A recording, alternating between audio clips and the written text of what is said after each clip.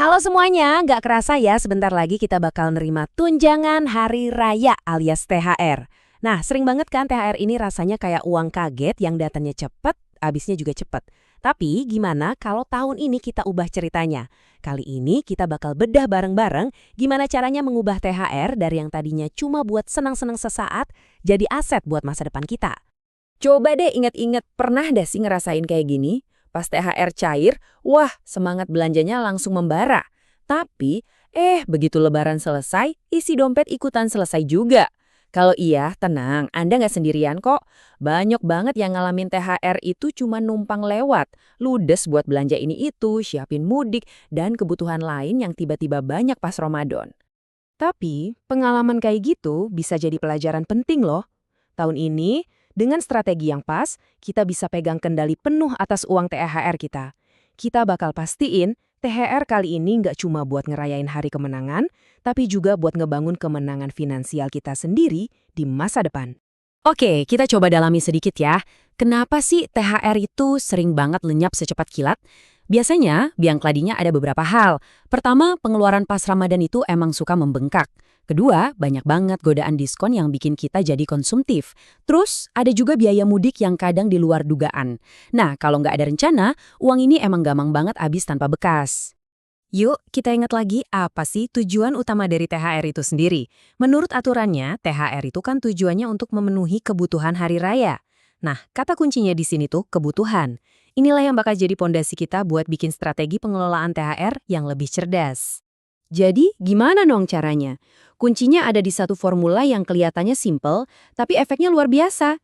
Formula ini bakal jadi pegangan kita buat ngatur setiap rupiah dari THR yang kita terima, biar nggak ada yang sia-sia. Udah siap? Dan ini dia formulanya. 10, 20, 60, 10. Coba kita lihat pembagiannya. 60% ini porsi paling besar, buat kebutuhan lebaran dan bayar utang. Jadi kita tetap bisa menikmati momen hari raya. Terus 20% kita sisihkan buat masa depan, yaitu untuk tabungan dan investasi. 10% lagi buat keamanan, yaitu dana darurat.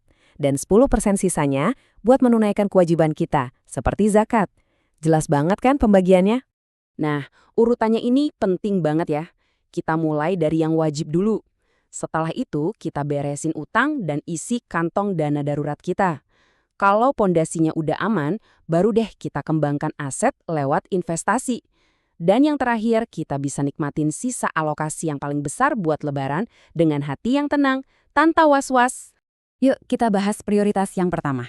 Jadi sebelum mikirin mau beli apa atau jalan-jalan kemana, kita harus banget bangun dulu fondasi keuangan yang kuat. Ini langkah yang nggak bisa ditawar-tawar.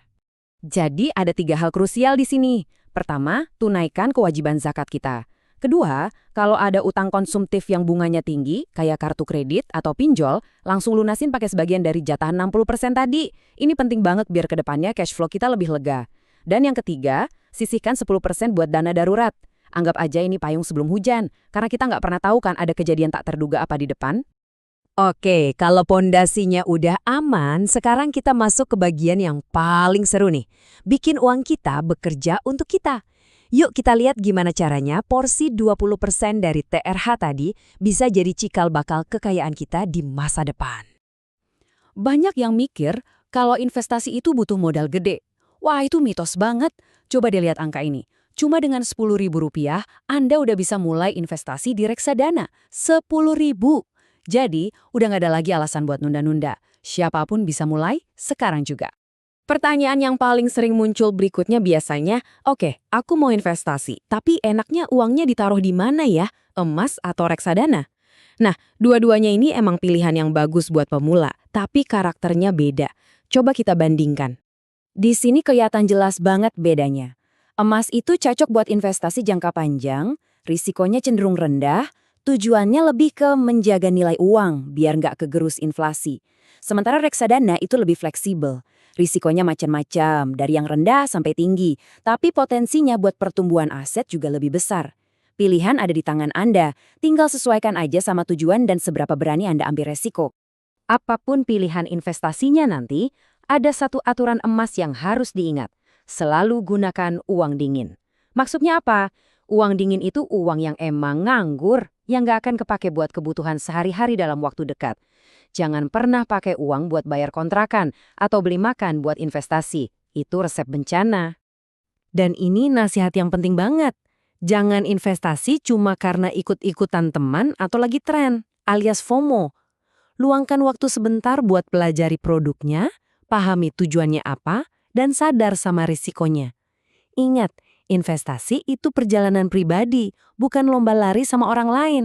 Nah, setelah kewajiban beres, masa depan juga udah mulai kita siapkan. Sekarang saatnya kita fokus ke tujuan awal THR, merayakan Hari Raya. Yuk kita lihat gimana caranya kita bisa nikmatin Lebaran dengan happy dan tenang. Porsi paling besar, 60%, ini sepenuhnya buat Anda nikmati. Mau dipakai buat ongkos mudik, beli bahan-bahan buat masak ketupat, beli baju baru, atau bagi-bagi angpau ke sanak saudara, silahkan. Tips kecilnya, coba deh bikin daftar anggaran sederhana buat pos ini biar pengeluarannya tetap terkontrol. Dengan begitu, Anda bisa menikmati semuanya dengan sadar, terencana, dan yang paling penting, tanpa rasa bersalah. Coba kita lihat perbedaannya. Sebelum pakai formula ini, mungkin liburan diwarnai rasa cemas soal uang, dan setelahnya, dompet langsung kering. Tapi sesudah pakai formula ini, Anda bisa liburan dengan tenang. Keuangan setelah Lebaran tetap sehat, dan yang keren, aset Anda mulai tumbuh pelan-pelan. Ini transformasi yang nyata banget kan? Jadi, pertanyaannya sekarang kembali ke Anda. THR tahun ini mau jadi apa? Apakah akan jadi uang yang sekedar lewat aja? Atau bakal jadi langkah pertama Anda menuju masa depan finansial yang lebih baik? Pilihannya ada di tangan Anda. Yuk kita ubah ceritanya mulai dari sekarang.